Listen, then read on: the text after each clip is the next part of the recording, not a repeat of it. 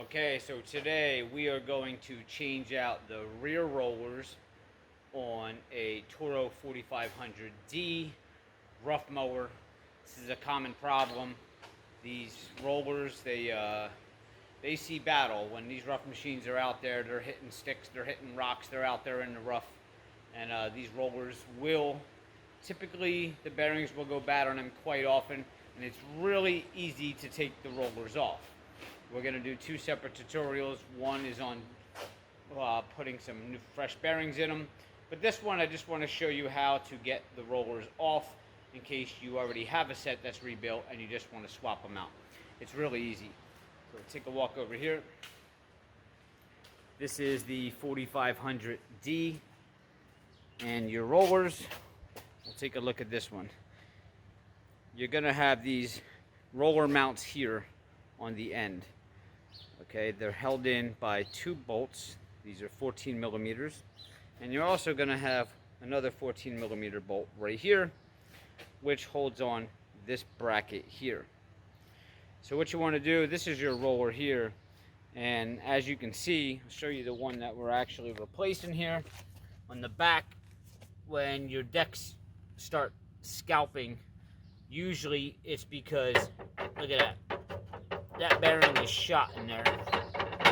So we want to get that roller out. I already have two that are rebuilt already, and we're just gonna swap them out and get this machine back and running again. So all you got to do is you want to get, again, 14 millimeter, take this bolt out, you're gonna take this bolt out, and that should loosen up this whole side enough for you to slide this mount out, and then you're just going to pull up on this roller to pull it out of your bottom one. Now if this one is super tight down here, you may have to just crack the bottom bolt loose on there to relieve some tension.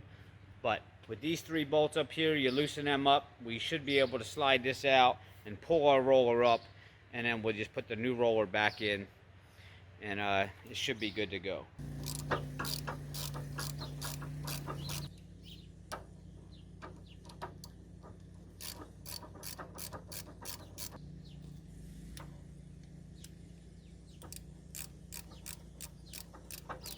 These side two right here, they're a little bit shorter than your bottom one that comes from under here.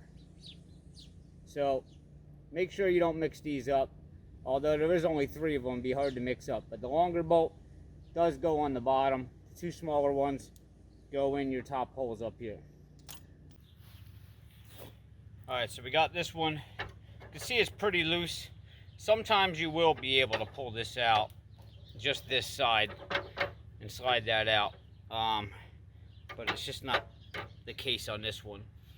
So on these back ones, it's a little bit difficult because I don't know if you can see here. Let me back up. It's really low to the ground. So luckily for me, I'm a pretty small guy, so I can probably lay on the ground under here, but we got to get into this other side, and it's the same. Let me try to hold my camera in there. It's the same bolts over there. It's just a matter of getting under there to them to get those bolts out. It's really simple. I got the impact gun and I got two extensions. So to get to the bolt on the other side, raise the decks up, push down with your knee on this deck, okay, so that it's actually low, and then you can get the ratchet right in there. If you have an air gun, probably be a little easier. But be careful with the air gun. Sometimes too much force can break these bolts off.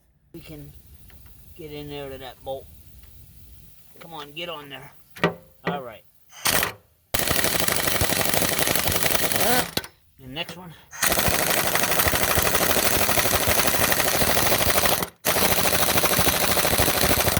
What I may do is just take some of these extensions off. I think we're losing some torque with all the extensions. Let me remove a couple and give it another shot.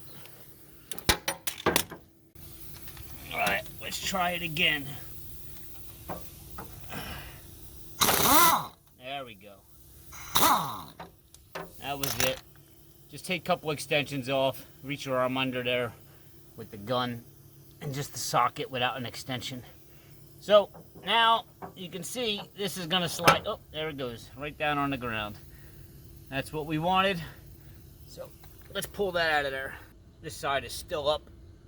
That side I dropped down, so we're just gonna pull this out. There we go. All right, so this is really just seats inside that hole there. Just slide it off, and I call these knuckles, but it's a roller mount.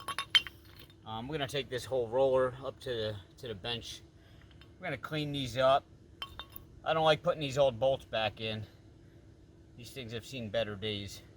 So we're gonna put some brand new bolts in there, clean this up, and then throw it back on. This bracket here looks like it's seen some better days, although I can probably reuse that one. This one over here, it was cracked in half. The other half is on the ground out there. This one's gonna need a new bracket, roller bracket. So we'll put a new one of those on. Now this reel here, you can see the bearings. And when one of these rollers start going, just on one deck, it's gonna be cutting low, because when this hits the ground, that shaft pushes up. So now your deck's going even lower to the ground. So you have to have all your bearings tight, or you're not gonna get it's not gonna be cutting right, cutting level. So, but we're gonna do a separate video on rebuilding these. Again, today, we're just gonna swap these rollers out with ones that I already have rebuilt. This side, you can see it's tight on there. It's kind of gripped right there on the shaft. So we still didn't loosen this bolt on that one. So we're gonna have to crack this one loose and see if we can relieve some of that pressure to pull this off.